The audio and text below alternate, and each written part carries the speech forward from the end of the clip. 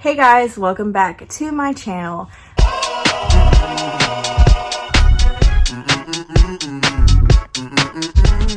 So today, after doing best books of 2019, we are doing worst books of 2019. This is my top 10 worst books of the year, and I did this list a little differently than my best. So out of my best, I chose out of all my 5-star reads for the year. I didn't really consider rating on these. Obviously they're all low ratings, but they are I didn't I mostly chose out of ones I was passionately against. So I've read some 2-star graphic novels and other books that just were they were, to me they were 2-star books, but I didn't passionately hate them. And I'm saying that because there's one book on here that is a 3-star book, and it honestly I could put it down to 2-star if I really wanted to. I just wanted to also talk about my ratings on these books, but you don't really care about that, so let's get into it. The first book on my list, and I guess the reason for that little rant, is A Curse So Dark and Lonely by Bridget Kimmerer. I gave this book 3 stars when I read it, and I still think it has a lot of potential, and I see why a lot of people like it. But the more I think about it, the more I hate it.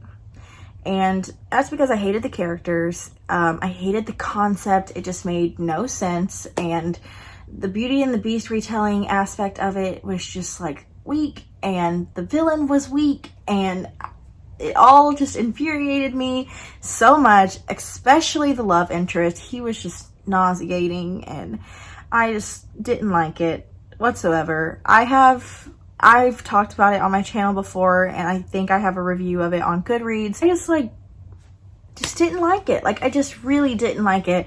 And I thought it had great representation. And I think when she was alone, the main character, Harper, was really cool and really badass. And she was definitely my favorite part of it. But when she got tied up with these men and when she was conversing with them, it just felt like a different character to me. And I just didn't like it. I just didn't like this. I just didn't like it. The next book is one that we read for the Cover Whores book club that I do with Heather, and that is The Hazelwood by Melissa Albert. Yeah, I think that's her name.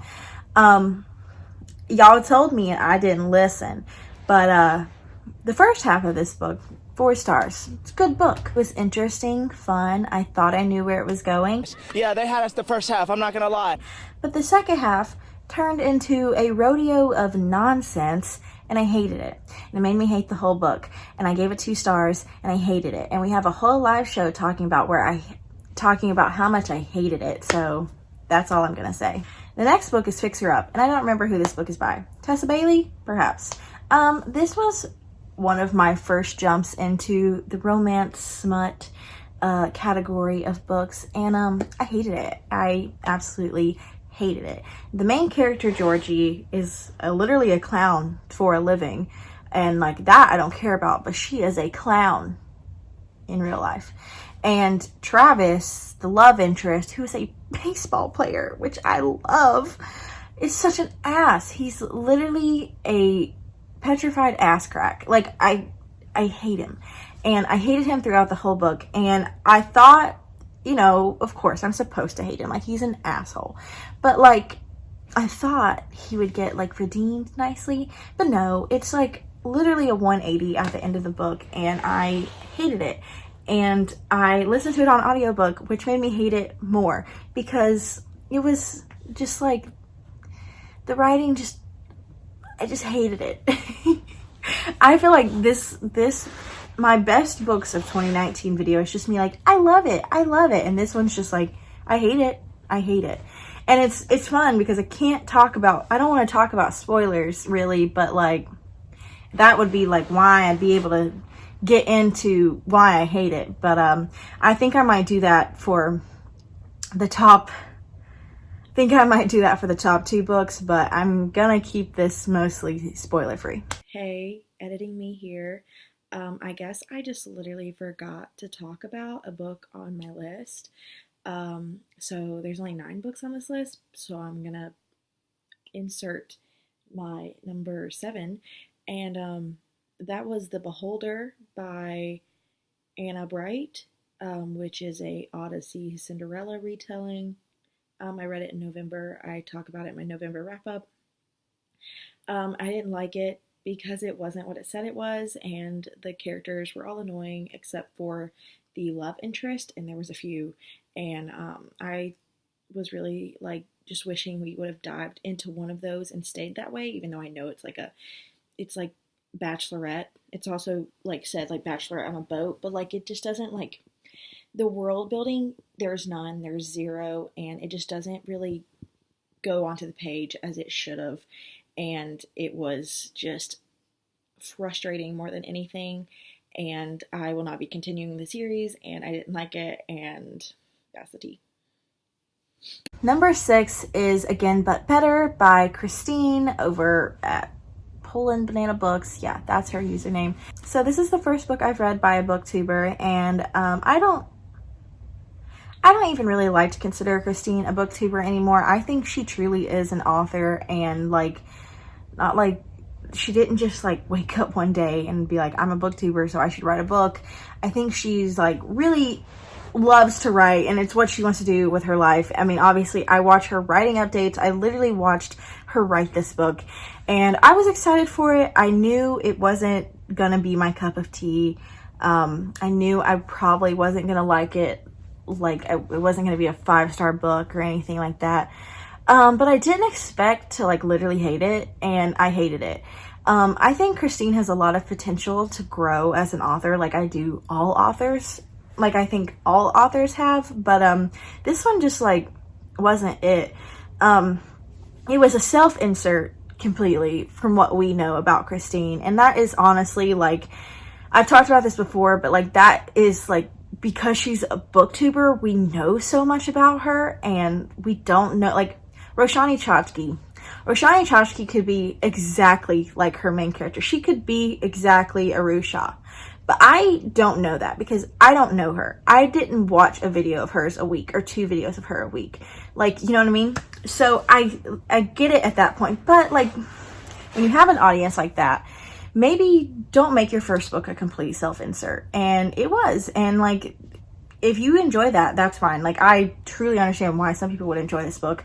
And it wasn't even the self-insert part that was so bad. It was the plot and how it played out. And like, I didn't root for our main character. I didn't want her to succeed in what she was doing because I thought it was wrong. I just like couldn't ever get behind it, like the point of the book. And also the writing was just felt naive, and I just wasn't a fan. The next book on my list is Onshantae by Gita Trelease. Couldn't even remember the author. So I read this book early in the year, and I absolutely hate it. It's a French Revolution type setting, and there's like weird magic in this world, and our main character has it, and to get money and like things for her family, she uses her magic to trick the rich in the palace. And that sounds great. Sounds like Robin Hood, like female Robin Hood in like revolutionary France, and like that sounds amazing. It's not that. It quickly turns into a sob story for the rich, and like sounds like we're supposed to feel sorry for these people who are like literally like playing card games and like trading money around for fun, when we literally also see people on the streets dying and like having to start revolutions just to live. And I'm like, at the end, I'm like, okay, great, she's gonna like realize like what's going on, like what's wrong with what she's doing, and she's gonna help the rebels. But that doesn't really happen either. So like, I don't know where this story is going. I don't care to know. The love interest was weak. The main character was weak. Her family was annoying, and I hated it. The next book on my list is probably the most controversial one on this list, and that's because it is a very beloved book here on BookTube, but just not for me, okay? Not for me. And that is The Night Circus by Erin Morgenstern. I am not going to go into detail about why I don't like this book because I would be here forever. But I would have to go through like literally every chapter and be like, why is this line here? Why did she waste my time? Like, it is truly a waste of time. The actual plot and like what the synopsis gives for it could have done, like what actually happens between those characters, and that could be done in 3 chapters. And like you have these random chapters. It's creating an atmosphere, and I understand that. But there is a way to balance that and actually have a plot that matters and have an actual climax, and like not have characters that are literally just one note. And like there's just so much to say about The Night Circus, and I really think people just like it because it has beautiful writing, and that's true. It does have beautiful writing, but to me personally, there also has to be a story, and I just don't feel like The Night Circus has one. But like I said, that's my opinion, and if you found a story out of that jumbled mess of beautiful poetry, then I'm so proud of you, and I wish I could have done the same thing. The next book is no surprise because I talked very much about why I hated it, and there's a live show where I'm literally the only one that hated it and everyone else loved it, and that is Wilder Girls by Rory Power. I'm so sorry, Brody, if you're watching this. I'm so sorry. I hated this book so much. I wanted to love it. Look at that cover. She's gorgeous. She's pretty. She shines. But I hate what's inside. So this is like a dystopian, and it's very abstract at some point. And I don't even know like what to give as a synopsis for this book. Like, what is the synopsis for this book? I'm sure I've done it before, but I just don't feel like it. I don't feel like talking about what this book claims to be because it is really not that, and it really does nothing, and the characters are so annoying, and the writing is just not good. Like, the pacing is terrible, the way the plot moves is terrible, the end was the best part because it was over. I just like hated it, and I'm so sad because it was one of my most anticipated books of the year, and but I am excited to check out Rory Power's second book, hoping that it's better than this one and that I like it more, because I think like the writing wasn't my biggest issue in this book. It was mainly the characters. So hopefully the characters in her next book, which is beautiful, and I'll put the cover right here and I'm really excited for it, will be better, and I will like her, and but this one, it's just not for me.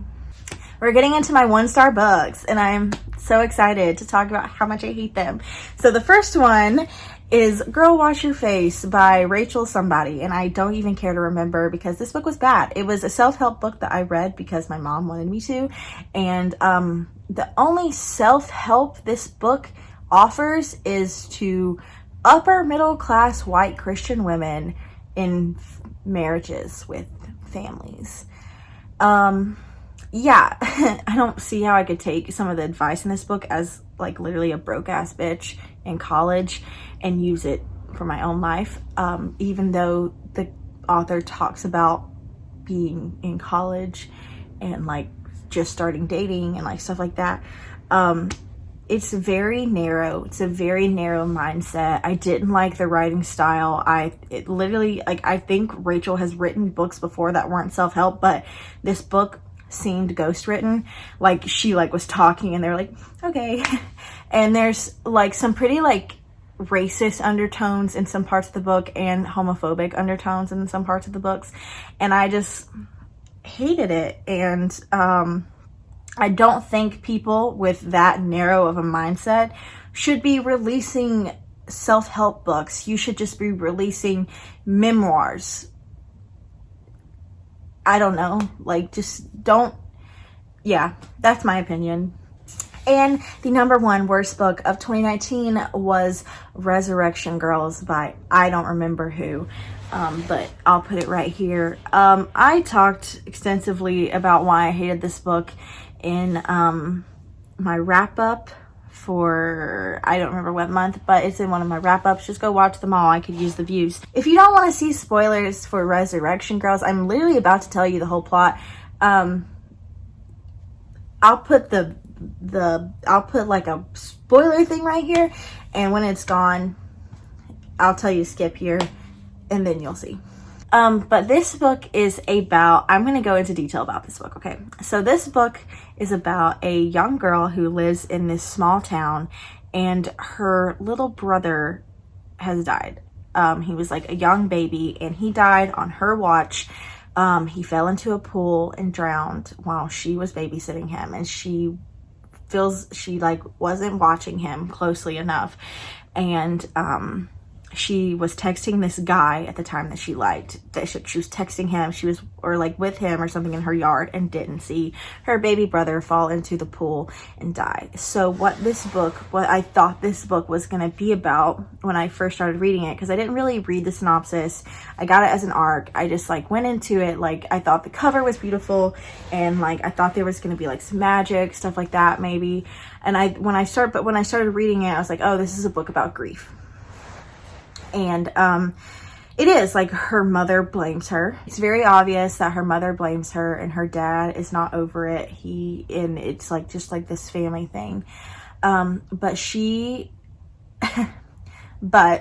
that summer that we follow, I'm pretty sure this is in Texas, a new family moves in across the street from her, and it is this grandmother, mother, and daughter. It's 3 generations of women, and they immediately seem weird. And I'm like, okay, they're like witches or something, like they do some kind of supernatural magical thing. And not really, but she befriends Kara, the young girl anyways, and she's your average like YA adventure character, you know, the one who takes the shy main character and really drags them out into the world because she's just so quirky and random, and they take Xanax and swim in a public pool, and it's like all fun and games because she's great and amazing and beautiful, and who wouldn't love Kara, you know? And so they end up befriending the guy that she had been texting and all that like stuff like that.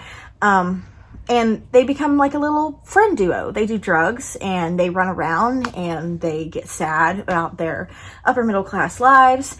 And they write letters to serial killers on death row in prison for funsies. So they do that. And that's like where I was like, okay.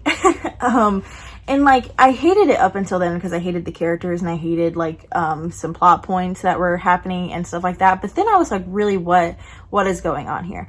And it's just a bunch of bullshit until we get up into the point where Kara has been impregnated by death itself through meeting one of the people she talked to on death row, and she has a baby. And then her whole family moves away. And then we find out that Olive, that's her name, the main character's dad, has kept a replica of his son's room in a storage building since he died. And they all cry. And then the book ends. What the hell? What the hell? So I gave this book 1 star. It was bad.